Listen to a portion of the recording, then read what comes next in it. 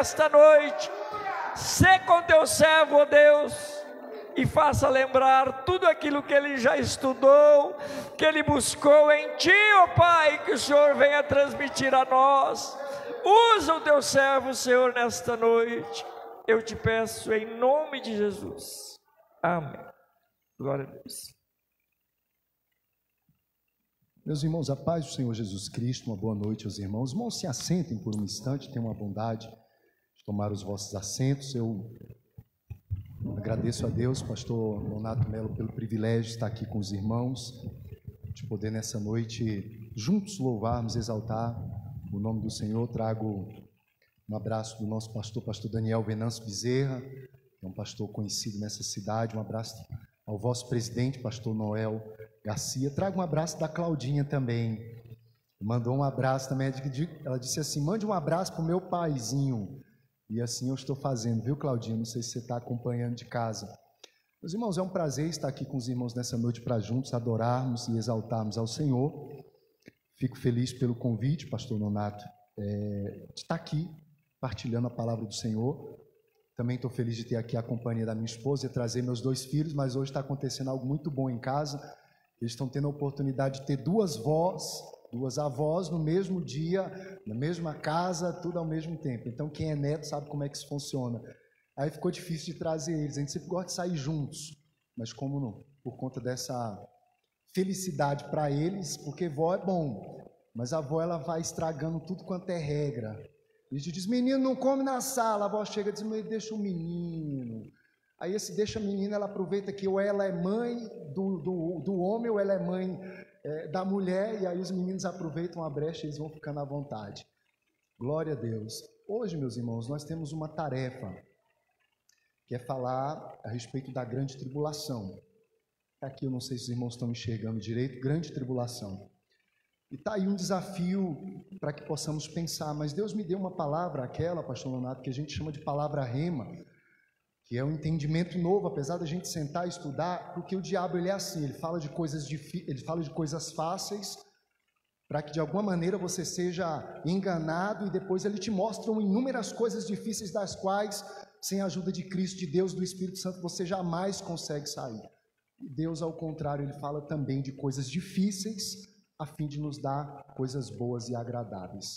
O diabo muitas vezes tenta nos iludir, nos oferecendo algumas coisas que são aparentemente boas, mas quando ele se declara, fica muito nítido o seu propósito, que é o engano, quando Deus ele trabalha de maneira cristalina. E a Bíblia trata de vários assuntos dos quais hoje nós nos deparamos com a grande tribulação.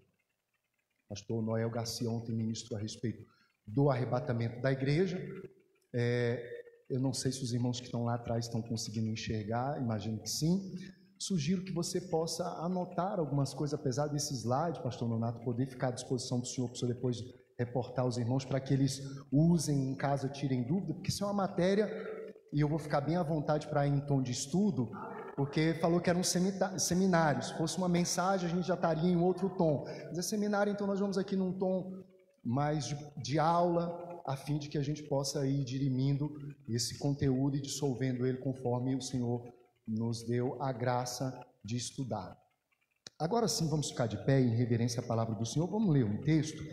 São algumas referências que nos ajudam a entender esse conteúdo, mas nós vamos nos valer especialmente do próprio Salvador. Nada melhor do que ouvir o próprio Salvador. Mateus 24, 21. Mateus 24, 21. E aí, como eu dizia, se você tem acesso a um bloco de notas e a uma caneta, um papel, anote. Tem uma frase que diz assim: a mente mais forte é mais fraca que o lápis mais fraco. Porque às vezes você percebe algo, Deus revela algo para você, você diz: esse aí eu guardei. Uma semana depois você não lembra mais. Agora, quando você escreve, você marca, você rascunha por certo, depois você tem a oportunidade de voltar à anotação. Por isso que a gente tem a Bíblia registrada e escrita. Imagina se isso fosse apenas do contexto oral. Aí agora, o que o mestre falou mesmo? Por isso que a gente tem ela escrita aqui.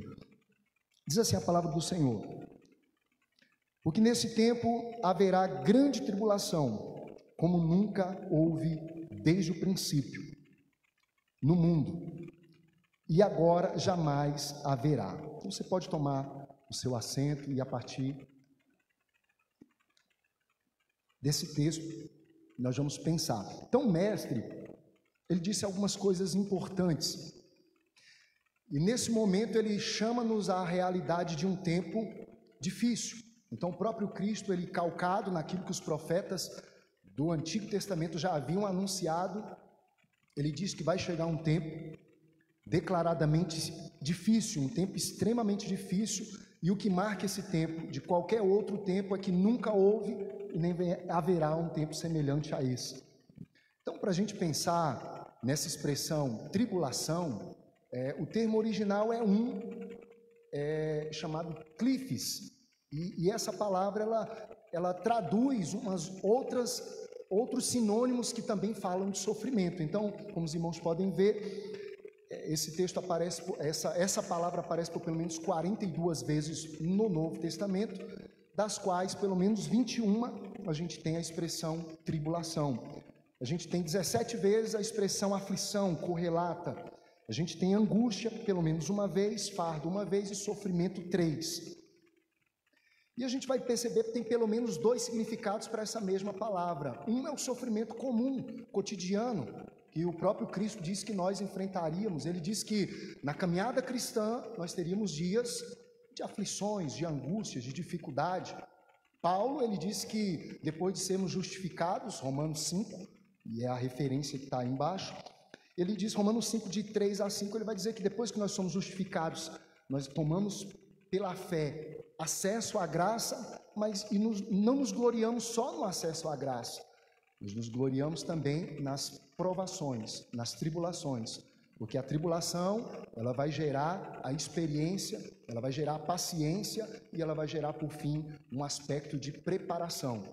E a gente vai perceber ainda que essa primeira marca da aflição é aquela que Paulo também disse, que as aflições do tempo presente, elas não são para ser comparadas com a glória que está lá na frente. Portanto, a aflição é algo que, hora ou outra, nós experimentaremos. Hora ou outra, nós vamos precisar orar por alguém que está passando algum tipo de aperto.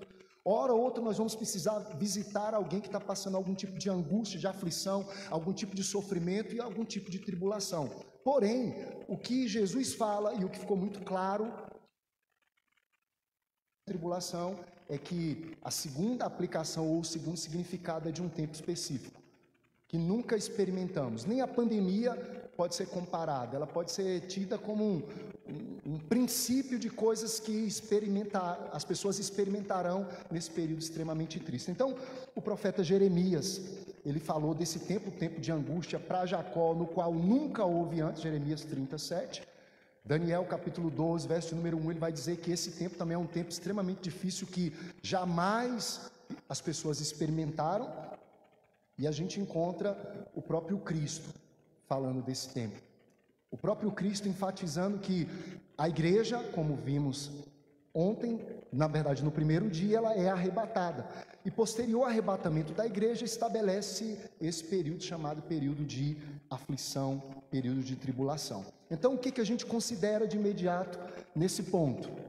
O que nós consideramos é que esse tempo será um tempo de ira, de julgamento, ele será um tempo de grande indignação, um tempo de grandes provações, um tempo de escuridão total, não apenas no aspecto da ausência de luz, mas tudo quanto é pensamento bom. A gente tem sentido também de castigo, então não haverá alívio, de imediato não haverá alívio nesse período. Então o que a gente pensa? Quando consideramos, pastor Nonato, um dia ou um período de tempo estabelecido por Deus, e quando eu digo dia é porque Deus também chamou esse tempo, na revelação profética e progressiva de o dia do Senhor, o dia da ira, como vamos ver mais adiante. Mas o que devemos pensar nesse instante? Por que esse dia vai ser extremamente difícil? Ou esse período de tempo, de dias, vai ser extremamente difícil? Porque ele fala de um dos atributos de Deus há muito esquecido. E quando eu digo há muito esquecido, é porque Deus ele está composto de vários atributos, e nós enfatizamos os melhores: amor, bondade, misericórdia, longanimidade. Nós enfatizamos uma série dos atributos de Deus, mas atributos que nos convém nientes, são atributos que falam do lado bom de Deus. Então quer dizer que Deus todo bom tem um lado mau? Então a ira de Deus não é tida como má, mas o resultado da aplicação da ira de Deus gera muitos danos. Então nós poderíamos nos perguntar, o que é a ira de Deus? Tony Evans ele vai dizer que a ira de Deus é a justa retribuição que Deus aplica com justiça sobre a vida de todos os pecadores. Então a ira de Deus, ela é a justa retribuição quando os pecadores não se arrependem. Deus não tem problema com pecador, Deus tem problema com gente obstinada que endurece o coração e não se arrepende. A gente vai encontrar a Bíblia inteira falando de homens pecadores, mas homens que, movidos por Deus, pelo Espírito, pela palavra, se quebrantaram e se arrependeram. E Deus mudou sua ira para os aspectos de bondade, misericórdia, favor, que é a graça. Então, quando pensamos na ira de Deus, o que precisamos pensar? É a ira do grande Deus que será aplicado na terra nesse período. Eu não sei o que passa na sua mente em uma quarta-feira, especialmente às 8h30, quando essa expressão, a ira de Deus, pode se voltar a pessoas. De imediato, alguns vão pensar assim, o mundo pensa assim, mas Deus não pode aplicar sua ira porque Ele é amor. As coisas, na verdade, os atributos de Deus, eles não são excludentes. Deus ele consegue ser plenamente amor e totalmente amor, mas Ele consegue ser pleno e totalmente ira ao mesmo tempo. Ele consegue ser plenamente um aspecto de seu atributo bom, mas ao mesmo tempo aquilo que resulta em algo ruim para nós. Então, nesse ponto, o que consideramos? A grande tribulação tem a ver com a ira de Deus, a manifestação da ira de Deus. Então esse Deus que é bom, pleno, misericordioso, santo, mas Ele também se ira em sua justiça. E a ira de Deus, ela consegue na grande tribulação realizar duas ações. A primeira é endurecer o barro que já não quis se dobrar nesse período de graça que estamos vivendo. O calor da ira de Deus vai endurecer os obstinados, aqueles que não se arrependeram nesse período. Mas o calor da ira de Deus também vai gerar quebrantamento, como vamos ver mais adiante, que a manifestação da grande tribulação e a aplicação da ira de Deus também vai gerar correção, vai gerar alinhamento com o reino de Deus. Então, esses dois lados, o lado do calor de Deus na sua ira, que endurece aqueles que estão perdidos e que serão plenamente condenados com a manifestação da ira plena de Deus, que é o inferno, o lago de fogo. Mas esse calor da ira de Deus também vai separar e cumprir planos dentro do propósito do conselho de Deus. Avancemos. Então a gente precisa considerar que a ira de Deus, ela está aplicada em toda a história. Toda a história, ela tem marcas, tanto do amor, da misericórdia, da manifestação da graça, ainda no período antigo, no período do Antigo Testamento, mas nós encontramos essa manifestação igualmente da ira de Deus aplicada, e aí nós encontramos alguns exemplos. Deus expulsa Adão e Eva do jardim, isso é justiça. Ele disse, olha, a partir de hoje você não pertence mais a esse espaço, e Ele expulsou. Ele colocou um bloqueio para esse que por hora tinha acesso a ele. Ele também fez isso com as pessoas que ouviram a mensagem de Noé, Gênesis 6.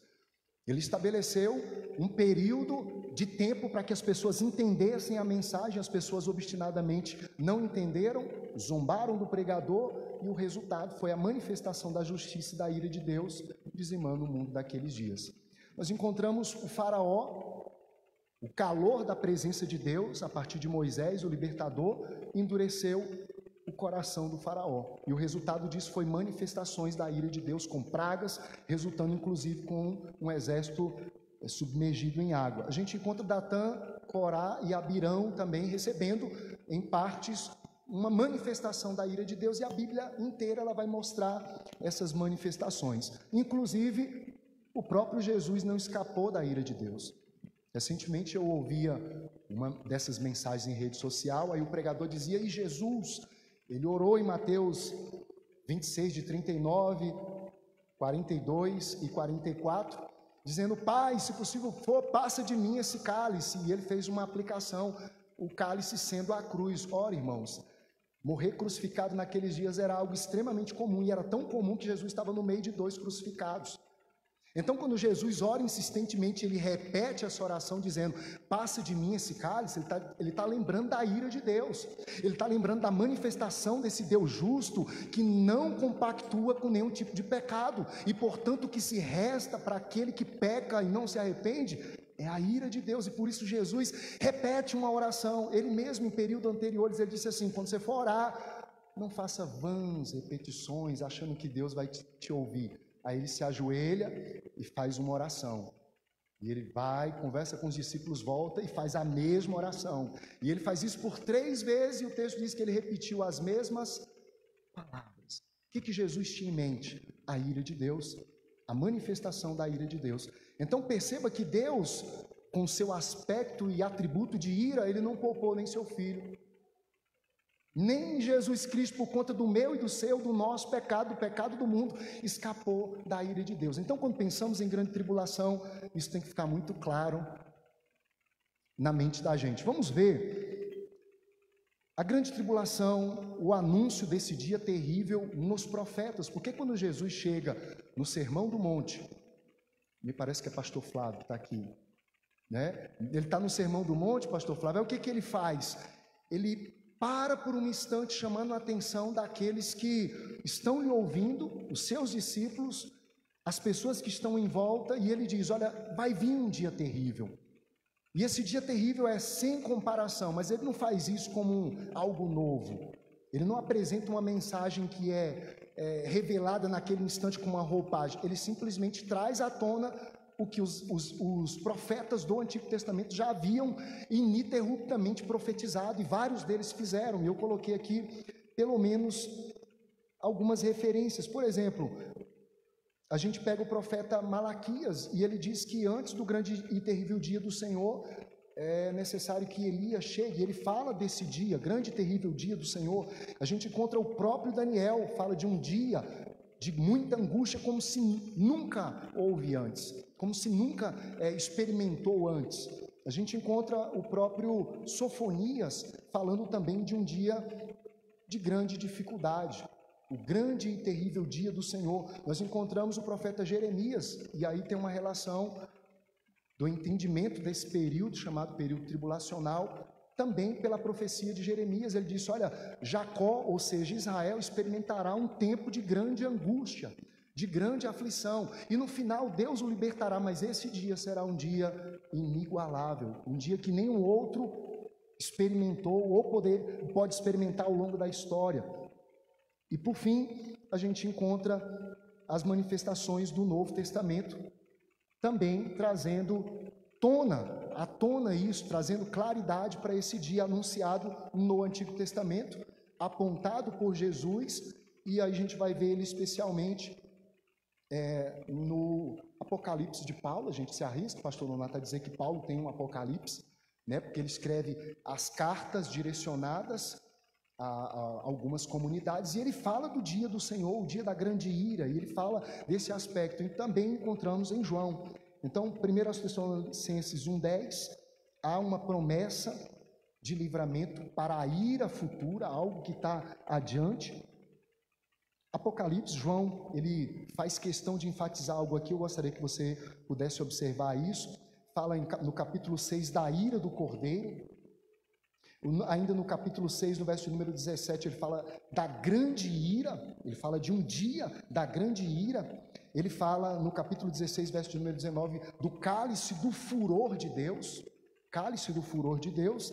E aí a gente encontra as manifestações do vinho e do lagar no aspecto de ira de Deus, as taças cheias da ira de Deus, e a gente encontra a manifestação do próprio Cristo. Então perceba que a Bíblia fala tanto desse dia, tanto no Antigo Testamento quanto no Novo Testamento, como um anúncio futuro, como algo que a gente tem que ficar atento. Eu imagino que no primeiro dia calcar o pensamento de como nos alinhamos. Tem um grupo que diz assim: não, tudo isso está no passado, já se cumpriu no passado, os sofrimentos estabelecidos por esse tempo preterista está lá atrás, ficou lá no passado. Outros estão dizendo que está se cumprindo na história, mas nós nos inclinamos a perceber que, ainda que a história apresente sofrimentos, angústias, nada disso pode ser comparado a esse grande dia. E por que esse dia se destaca tanto? Porque esse dia fala da ira de Deus. Então, quando a gente olha para a grande tribulação, o que tem que ficar na mente do cristão e daqueles que porventura têm a oportunidade de ouvir esse conteúdo? É que a grande tribulação não fala da ira do diabo, ainda que ele se manifeste com determinada ira. Apocalipse 12:12 vai dizer que agora, ele percebendo que o tempo está curto, ele se revela com grande ira, mas uma única referência. Então não fala, a grande tribulação não fala só da ira do diabo, não fala só da ira dos homens obstinados e cegos nos seus delitos, mas fala especialmente e com muita clareza da ira de Deus. Então tem um texto que eu gosto muito, e é esse aqui, não sei se você conhece. Salmo de número 7, os versos de números 11, olha o que o Salmo diz. Deus é um justo juiz, um Deus que se ira todos os dias. Todos os dias Deus está irado, porque faz parte do atributo de quem Ele é, a ira. Deus todos os dias manifesta a sua ira, todos os dias a manifestação da ira de Deus se revela.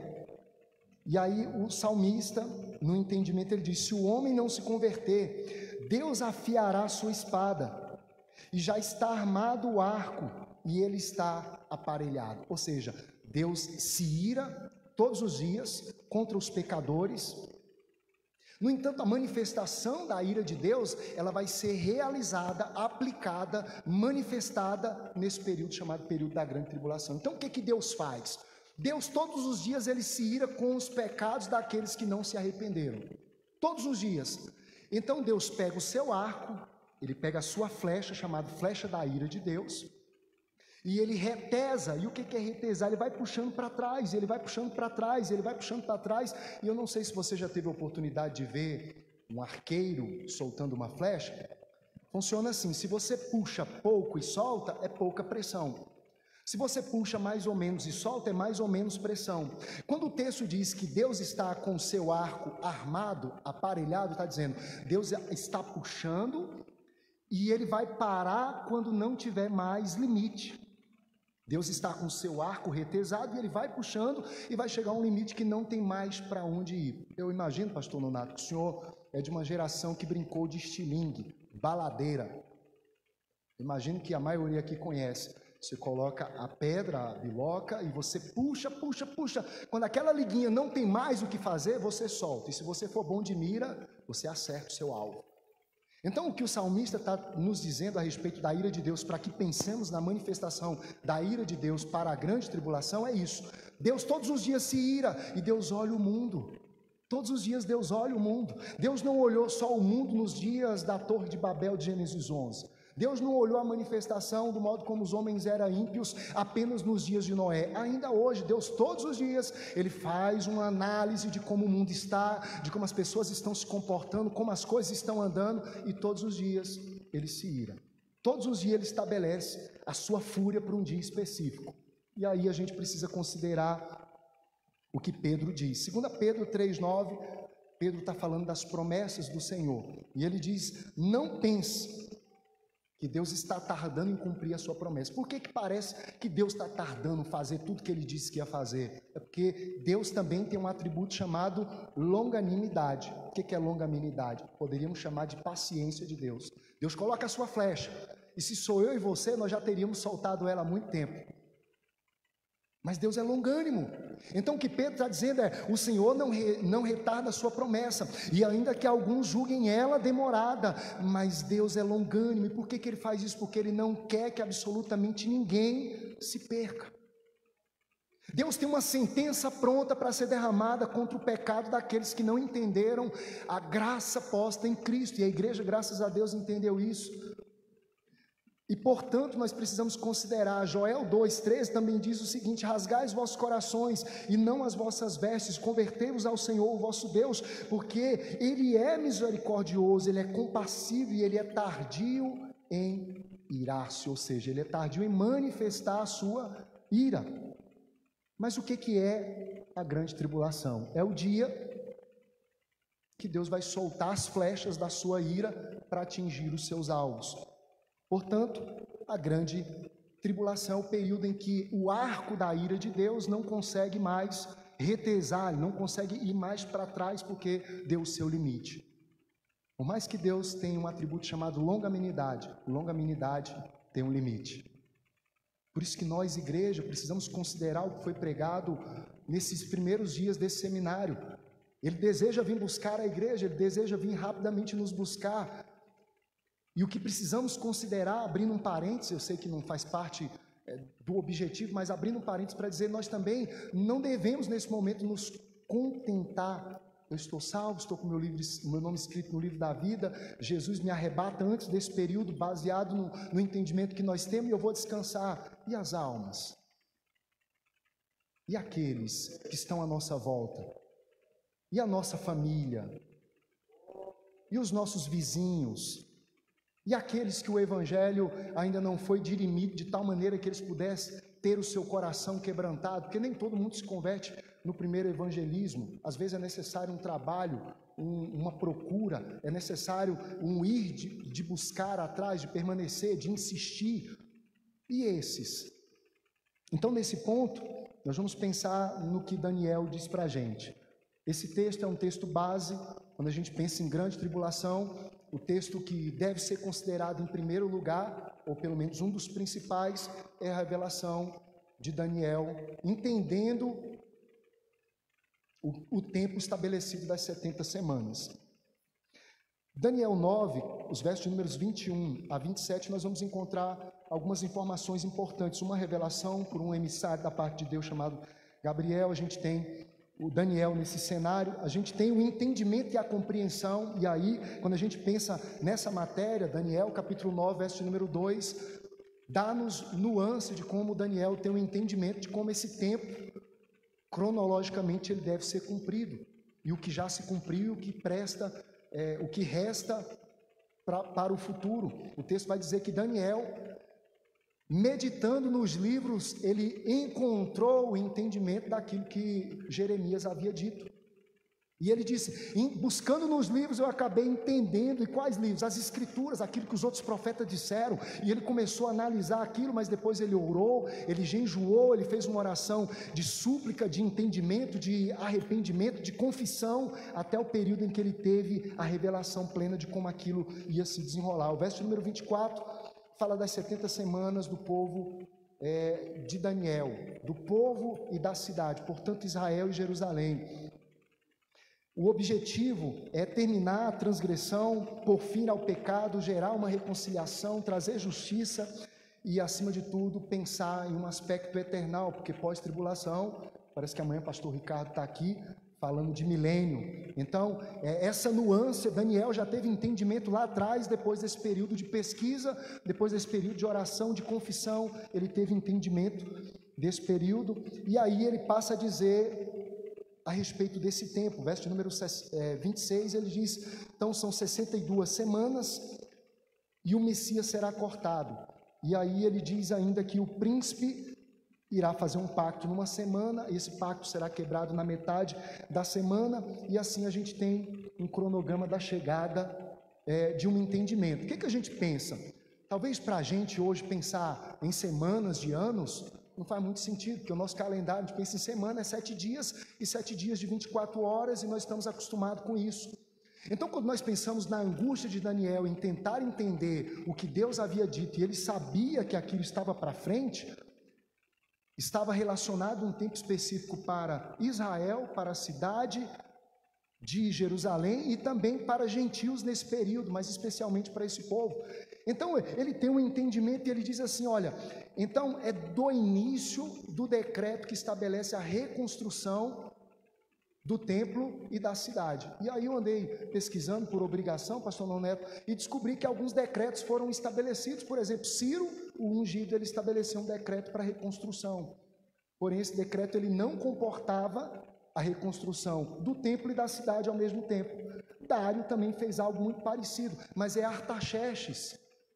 No período aí aproximado, falar de data é algo que às vezes a gente corre um risco, que data bíblica nem sempre ela tem aquele entendimento cronológico que a gente tem agora, mas é mais ou menos 445, Artaxerxes, e Neemias registra isso, Neemias capítulo 2, versos de número 1 a 8, ele registra a sua angústia no seu trabalho, o rei olha para ele e diz, por que você está angustiado? Ele conta a história e ele recebe ali um decreto para a reconstrução do templo e para uma reconstrução da cidade. Então, baseado nisso, e nesse primeiro estabelecimento de tempo, a gente tem um período de 7 semanas de anos. E a orientação é, então, são 7 semanas de anos para o estabelecimento do início da reconstrução, tanto do templo quanto da cidade. Após essa primeira etapa, então, são 70 anos, fracionados em pelo menos 3 períodos. Primeiro período, 7 semanas de 7 anos, 49 anos. O segundo período é um período de 62 semanas de anos. E o último período, que é o que o mundo aguarda, que está por vir, é a última semana. Então, da reconstrução até o período da partida de Cristo, passou a 69 semanas. O que a gente considera nisso? O que a gente precisa considerar? Daniel, capítulo 9, 26, ele estabelece o tempo. Neemias fala do decreto e começa a trabalhar rapidamente para a reconstrução. Isaías 53, 8, o profeta messiânico, ele diz assim, e o Messias será cortado, e o Messias será tirado, uma alusão para a morte de Jesus. Então Lucas, ele registra, capítulo 23, verso número 26, quando Jesus disse, eu entrego o meu espírito, ali sela e completa-se as 69 semanas de Daniel. Então o que temos para frente? O que o mundo deve esperar? Mais uma semana de 7 anos de tribulação. Pastor Ivonaldo, mas é difícil compreender uma semana de 7 anos para a gente, contexto ocidental. Para o judeu não tem dificuldade nenhuma, porque eles estavam acostumados com isso. Existia na mentalidade judeu, inclusive Deus orientou Moisés para que ele registrasse o descanso da terra. Trabalha-se 6 anos, o 7º ano você vai comer o que a terra produz, então você descansa a terra. Tem o ano do jubileu, são 7 semanas de 7 anos, e aí no 50º ano descansa a terra, é o jubileu de Deus. A mentalidade daqueles que receberam essa mensagem ficou claro. Então o que eu e você, nós precisamos saber? 69 semanas se passaram, tem uma semana do porvir. Tem uma semana que Deus diz que vai, com a sua flecha retesada, tratar algumas pessoas. Então avancemos aqui. Quando a gente pensa em grande tribulação, a gente precisa pensar nessa expressão propósito. Nada que Deus faz é feito sem propósito. Às vezes nós enveredamos em atividades, nós nos metemos em projetos que não têm declaradamente um propósito. Às vezes por euforia, às vezes por inclinação de uma amizade, nós nos metemos em projetos sem propósitos. Deus não faz isso. Tudo que Deus faz tem um propósito declarado. E esse pastor, Miles, ele deu uma declaração com entendimento a respeito de propósito, que é, primeiro entendimento de propósito, razão pelo qual algo ou alguém é criado. Então, quando Deus estabelece esse tempo chamado tempo de tribulação, ele tem um propósito, tem uma razão de ser. Tem um objetivo claro na mente de Deus. Depois fala do intento, ou seja, Deus intencionou algo, Deus pensou algo, e por fim, ele fala do resultado que ele espera. Ora, perceba comigo, nem no nosso contexto, os fabricantes das coisas, eles não fazem nada sem propósito. Pastor Nonato, é possível fazer um churrasco com essa caixa de som? De repente a gente colocar algumas brasas nela e tocar um fogo e colocar alguma coisa em cima e colocar uma carne? Não, porque ela não foi criada com esse propósito. O churrasco você faz na churrasqueira. Eu posso jogar bola com esse microfone? Não, porque o máximo de pancada que ele recebe é essa aqui, ó, que não literalmente é física. Então tudo tem um propósito. Aí pensa comigo, se tudo que envolve a nossa vida, se tudo que envolve o nosso contexto, nenhum fabricante ele faz nada sem um propósito. Os fabricantes, os idealizadores, eles não criam um produto para depois dizer, descobre para que serve. Não, eles fazem tudo meticulosamente planejado, pensado. Às vezes, por conta da complexidade, faz-se até com manual, para que aqueles que têm alguma dificuldade consigam compreender. Então, a grande tribulação é um projeto e um propósito de Deus para tratar um povo específico, e o negócio é complicado, e Deus deixou o manual para que a gente possa olhar o manual. Você já teve a experiência ingrata de comprar algo, e você dizer, isso aqui vai ser fácil de fazer? Aí você começa uma peça, e você olha um parafuso, e o parafuso tem que ser com a chave e tal, e aí de repente você olha, gente, eu vou chamar alguém para montar esse negócio para mim. Então tem gente que olha para essa matéria e diz assim, sabe, esse negócio é complicado, vou deixar isso para os pastores, não tem nada a ver comigo. Isso tem a ver comigo e contigo, não porque vamos passar lá, é porque a mentalidade que desse dia terrível aguarda e irá alcançar pessoas. Eu e você, como emissários de Deus, precisamos batalhar para ganhar almas. Precisamos batalhar para alertar as pessoas. É interessante que ontem eu estava conversando com uma amiga, eu tive a oportunidade de, num instante, na frente da casa, no momento de lazer, da faxina, porque pastor é assim, às vezes as pessoas te visitam, aí você está em casa e de repente você se assenta numa rede para ler um pouco, ou se assenta na cadeira de balanço, alguém diz assim, pastor, está de boa, hein? Aí você diz assim, não, eu estou trabalhando, isso aqui é o meu trabalho, preciso ler, preciso meditar, preciso extrair informação, preciso falar com o Espírito Santo, com Deus e colher informação. Aí ontem eu estava capinando a frente da casa, tipo tirando aquela braquiáriazinha.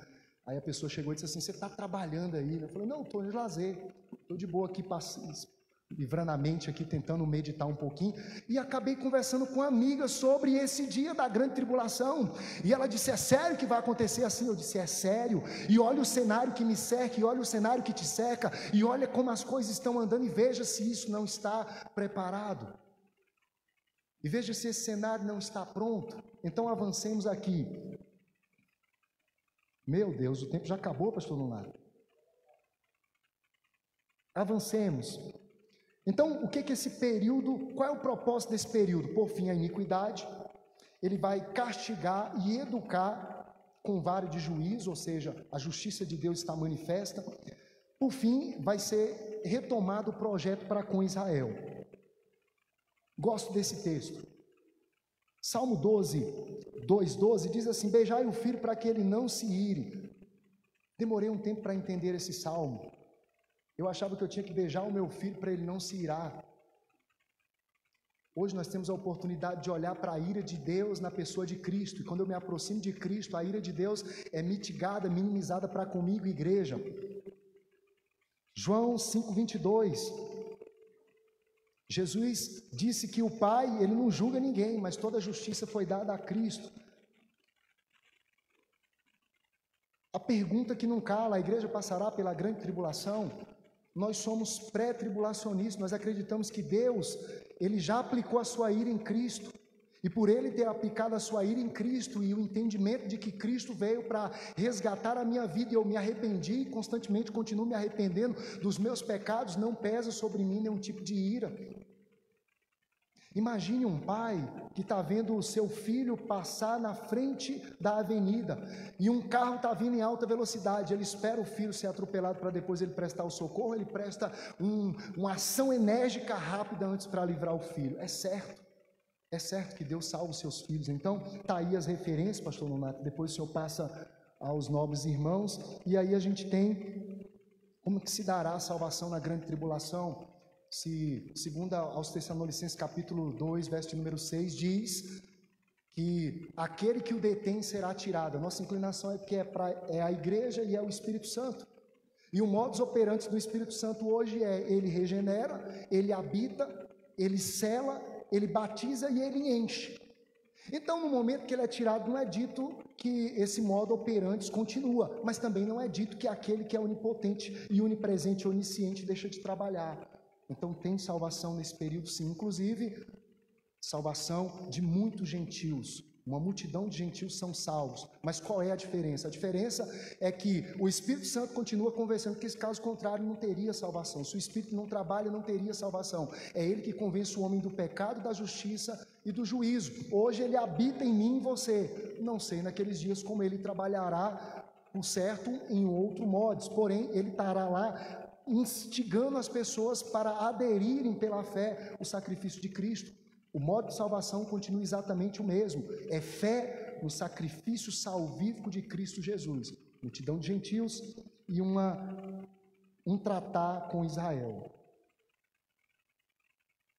A gente encontra os personagens desse período tribulacional. O diabo, o anticristo e a besta.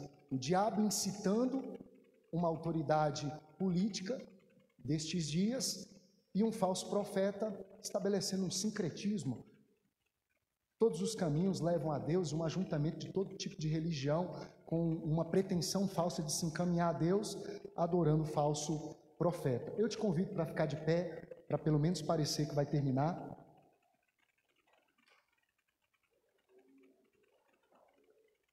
Período da ira de Deus, é estabelecido um grande juízo, são 7 selos, 7 trombetas e 7 taças, tudo quanto é ação desastrosa, climática, catastrófica, vai estar sendo estabelecida na terra, no céu, nos astros. E aí a grande pergunta diante dessa simples exposição é o que eu e você, o que nós devemos fazer? Eu e você, nós igreja. Eu gosto desse salmo. Salmo de número 62, versos de números 11 e 12. Uma vez disse Deus, e 2 vezes eu ouvi isso: todo poder pertence a Deus. Uma vez disse Deus, e 2 vezes eu ouvi isso: todo poder pertence a Deus. Quero orar com você. Cadê o tangedor? Tangedor. Segundo o livro dos Reis, capítulo 3, verso de número 17, o Eliseu está em um cenário e diz assim: tem um tangedor aí?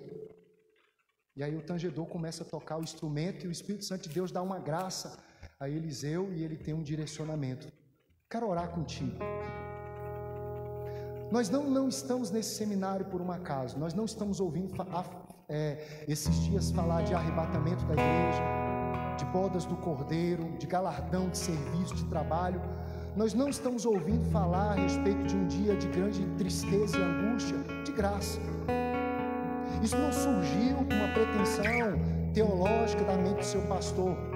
Tenha convicção de que isso é Deus alertando a sua igreja. Tenha uma convicção de que é Deus nos chamando para um dia novo. Tenha convicção de que é Deus tratando a cada um de nós. Eu disse no comecinho dessa nossa exposição, o inimigo ele é astuto e ele fala de coisas fáceis, iludindo as pessoas, e depois ele coloca as pessoas em um grande labirinto que elas não conseguem sair. E Deus parece que ele fala de um grande labirinto, mas depois é cristalino caminhar. Por que eu e você ouvimos falar desse dia de tristeza, da fúria e da ira de Deus? Porque pesa sobre nós o amor de Deus derramado em Cristo Jesus. Porque Deus já escolheu alguém para derramar a sua ira, alguém que comportaria a sua ira em toda a sua totalidade. Foi isso que Cristo fez. Ele foi para a cruz do Calvário para que eu e você, nós pudéssemos hoje chegar diante dele e dizer: ó Deus, eu confio em Ti, eu confio no ato salvífico, eu confio na entrega do Teu Filho, porque eu jamais teria condições de resistir, e o meu e o seu coração se quebrantou para Cristo. Eu não sei como é que está a sua caminhada, eu não sei como é que você está, se você é um homem de Deus que está ativo e de repente você tem enfrentado percalços, dificuldades. Paulo ele disse: olha, aqueles que querem servir fielmente ao Senhor, eles encontrarão angústia. John Piper, um pastor importante desses dias, ele diz: você que está com Cristo, prepara-te que você vai sofrer. E Jesus falou dos sofrimentos, ele diz: tome a sua cruz, não abra mão, carregue a sua cruz.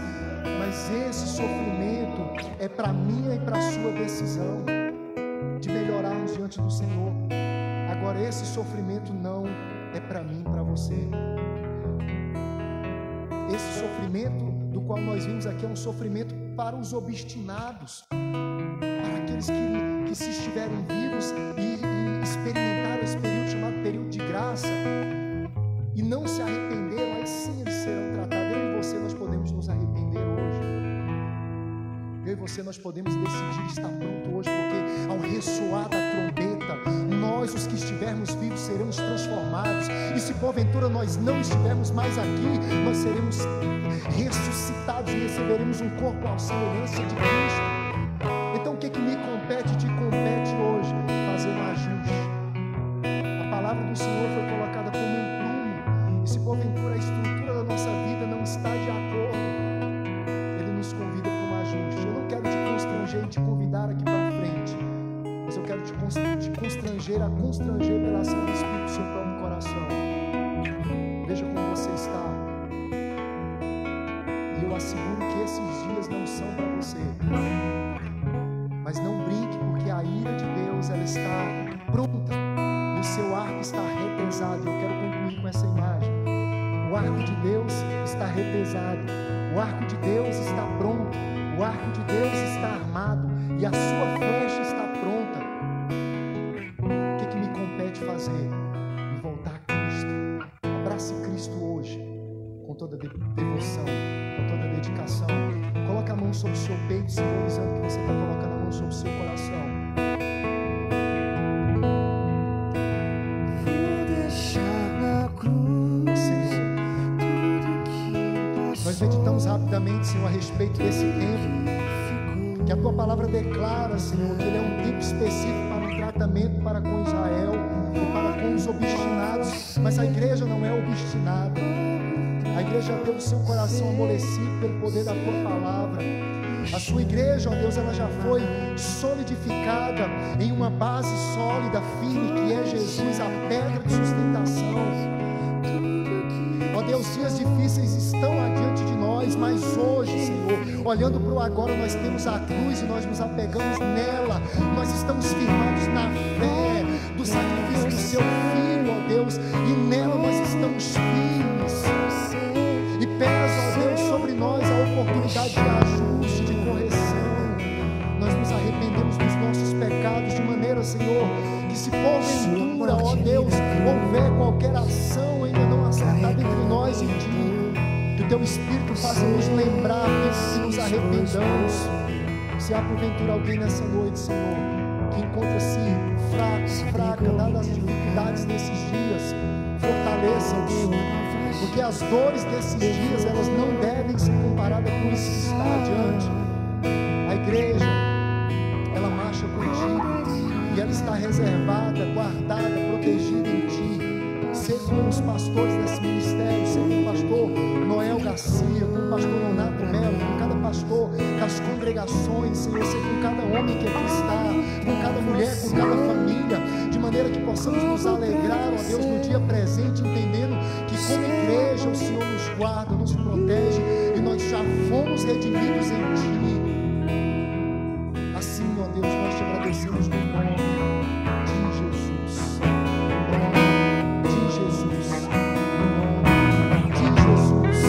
No nome de Jesus. vou deixar na cruz tudo que passou, tudo que ficou pra trás.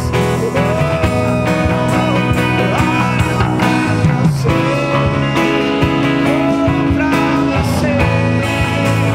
seu amor me chama.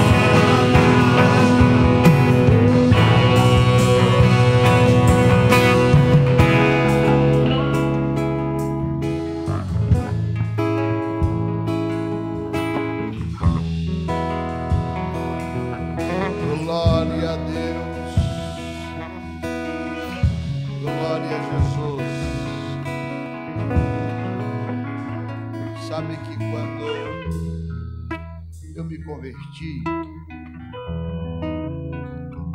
no mesmo ano eu fiz um seminário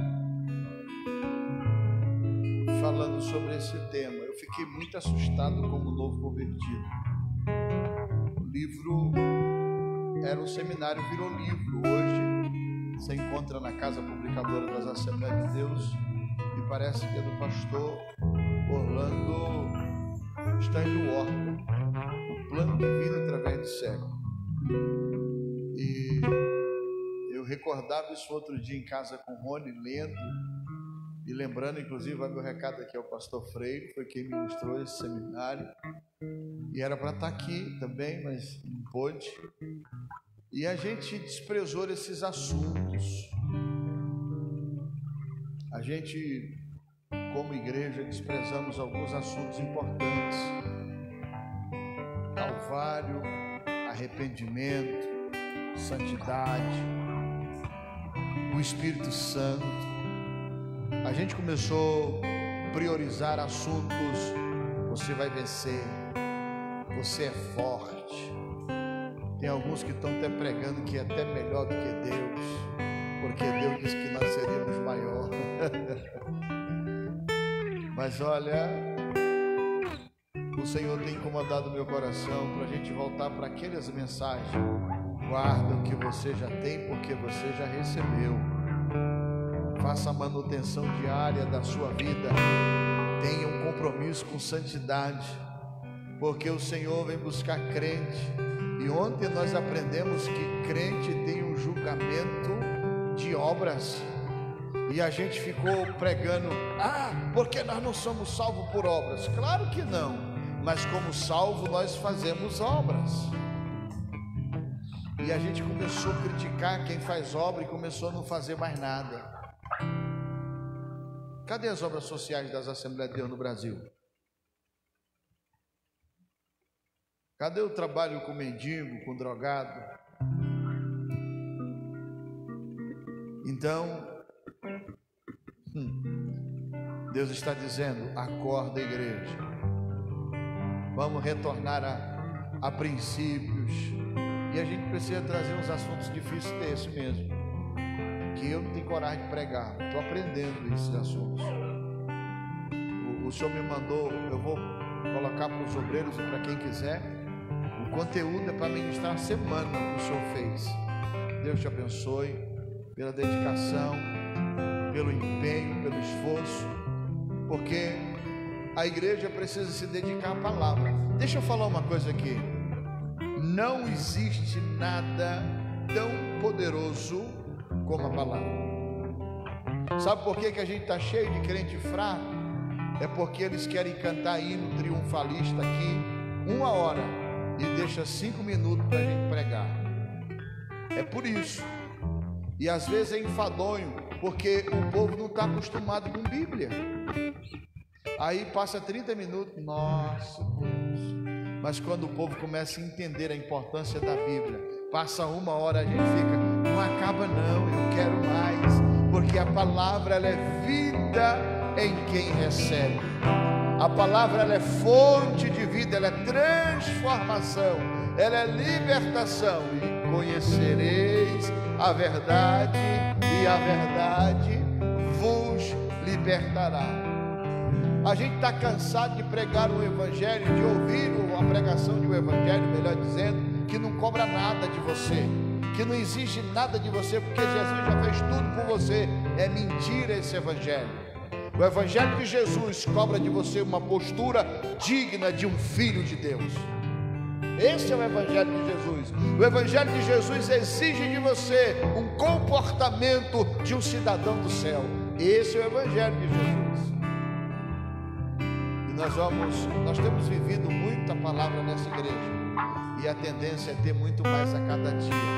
Amanhã, pastor Ricardo, filho da casa, já está aqui, ó. Um caba bonito, um amigo nosso, vai estar falando aí sobre reino milenar. É um assunto difícil também, porque aqui na grande tribulação a gente tem os juízos.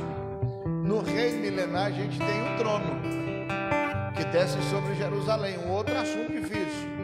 E sexta-feira nós teremos o pastor Leonário encerrando com o juízo final. Esse é um lugar que eu não quero estar do lado errado. A gente tem que orar para nesse processo todo aqui a gente já está com Deus na glória. porque se não tiver lá, a coisa vai ser difícil. Amém? Deus abençoe o pastor Ivonaldo, sua esposa, o pastor Daniel, por conceder a oportunidade.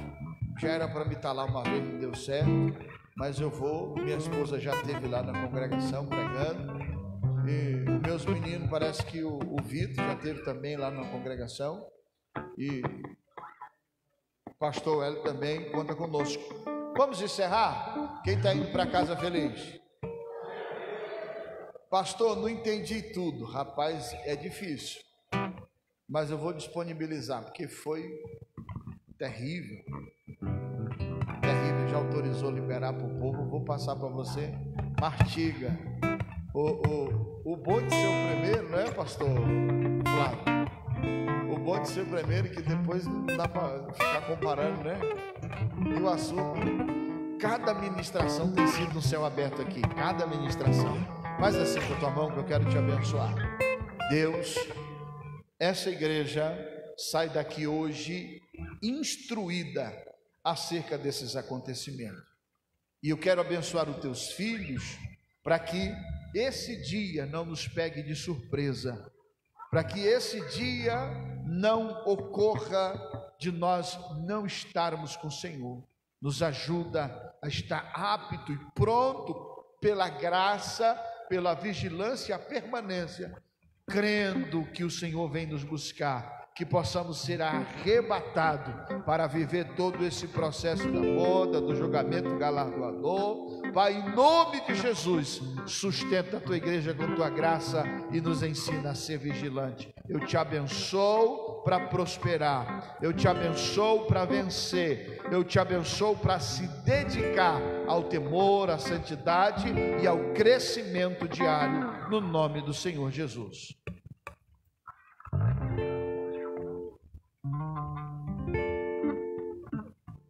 Glória a Deus. Quero convidar a missionária Adriana. É só para trazer a lembrancinha que tem aí. Está em algum lugar. Traz aí para nós, Dudu. A gente estamos aprendendo o hábito da honra. O nosso tema aqui é gratidão. Então nós estamos com o propósito de todo pregador que vier. A gente não está convidando pregador, a gente está convidando pastor que prega, não é? Porque pregador, essa igreja não traz, que pregador cobra, não é? Os pregadores cobram. Então nós, aqui a gente não paga por uma coisa que não é nossa. Então nós queremos honrar o pastor Ivonaldo com essa lembrancinha. Traz aí, Dudu. Glória a Deus. A irmã Adriana, acho que já acabou a bateria, que ela estava dando aula lá em cima, né? É uma singela lembrança do ministério ao pastor Ivonaldo da semana escatológica. Olha, pode entregar, depois nós corrige. Você pode aplaudir Jesus. Glória a Deus. Quanto ao mais, irmãos, regozijai-vos, sede perfeito, sede consolado, sede de um mesmo parecer.